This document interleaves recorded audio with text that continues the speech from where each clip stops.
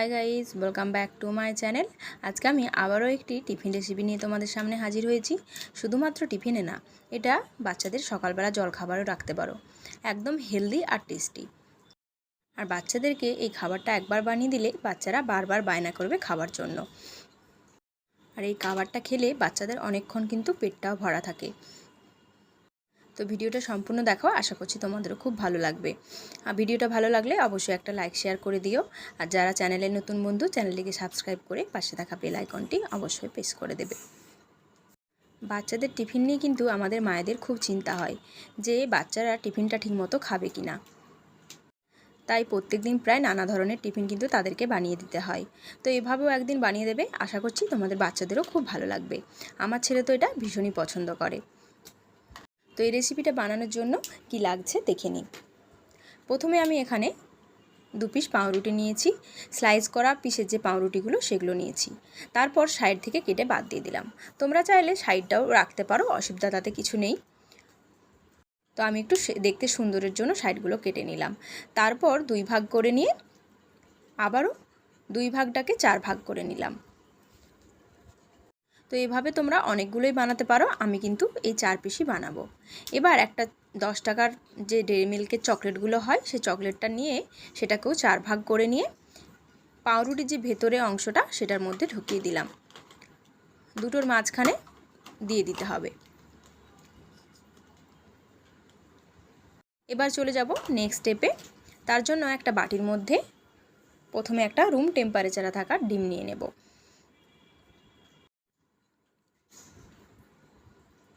ডিমটাকে চামচ দিয়ে একটু প্রথমে ফেটিয়ে নেব। এখানে কিন্তু লবণ দেওয়ার কোনো দরকার নেই। এরপর দিয়ে দেব হাফ কাপ দুধ। ঠিক যতটা পরিমাণ পাউরুটি নেবে সেই পরিমাণে দুধটা কিন্তু দিয়ে দিতে হবে।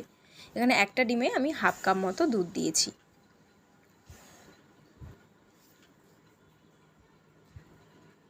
এবার দিয়ে দেব চিনির পাউডার। বাচ্চারা যেরকম মিষ্টি খেতে চায় সেই হিসেবে চিনির পাউডারটা দিয়ে দিতে হবে।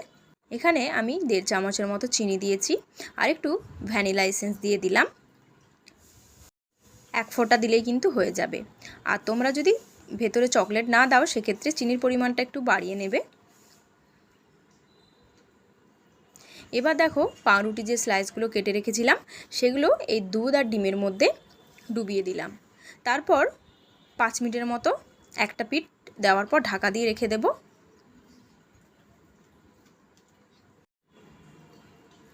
5 মিনিট পর ঢাকাটা খুলে নিয়ে আবারও অপর পিঠটা উল্টে দেব।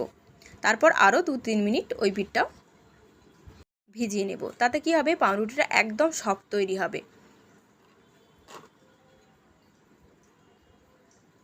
দেখতে পাচ্ছ দুধটা কিন্তু অনেকটাই সোক করে নিয়েছে। এরপর চলে যাব এগুলো সেঁকার জন্য। প্রথমে তাওয়াটা খুব ভালো করে গরম করে নিতে হবে। এখানে আমি 1.5 চামচের মতো বাটার দিয়ে বাটারটাকে খুব ভালো করে ছড়িয়ে দিলাম। একবারে বেশি বাটার দিয়ে ভাজার দরকার নেই, অল্প বাটারেই কিন্তু সুন্দরভাবে এগুলো ভাজা হয়ে যাবে। এবার পাউরুটি স্লাইসগুলো একটা একটা করে দিয়ে দেব।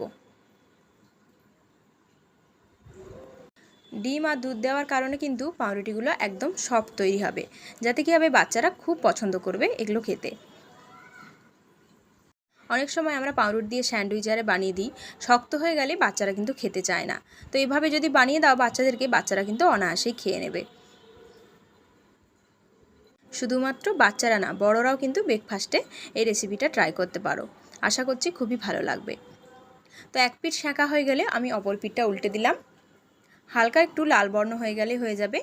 একটু ভেতরটা যাতে ভালো করে হয় তার জন্য 2-3 মিনিটের মতো ঢাকা দিয়ে দিলাম।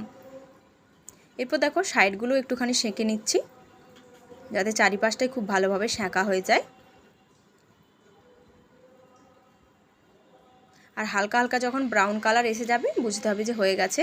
আর গ্যাসের ফ্লেমটা কিন্তু একদম কমিয়ে রাখতে হবে।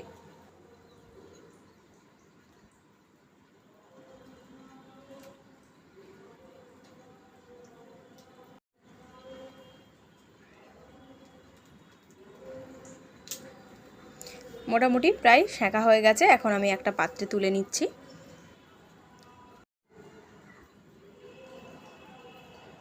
দেখো কতটা সুন্দর হয়েছে, দেখে তোমরা বুঝতে পারছো।